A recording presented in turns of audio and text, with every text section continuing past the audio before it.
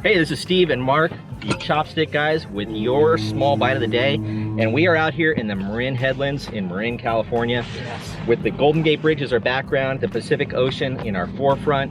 And we just want to remind you guys, you know, as photographers, yes. Yeah. As photographers, what do we want to do, Mark, all the time? Yeah, you know, here's the problem. So often we think because we have lenses that are 2.8 or we've got 1.4 that we have to shoot them wide open. Yep. And you know what? We come to a spot like today, we have this epic background. We got all this fog rolling in, coming across San Francisco.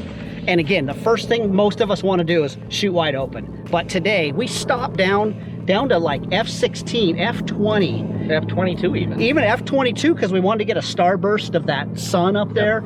And filled her in with a big pop of light from the Interfit S1. And oh my goodness, epicness happened.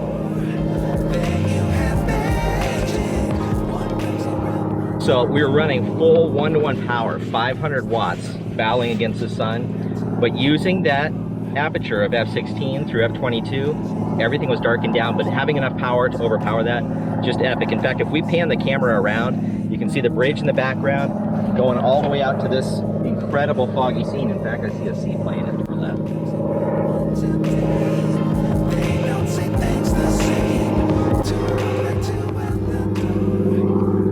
So remember, next time you're out shooting, you don't always have to shoot wide open. If you got a flash, try stopping it down, get some detail in the background. Absolutely. Hey, this was Steve and Mark, your Chopstick guys, with your small bite for the day. One comes around, one today. They don't say things the same. Two walk like two out the door. Then you have magic.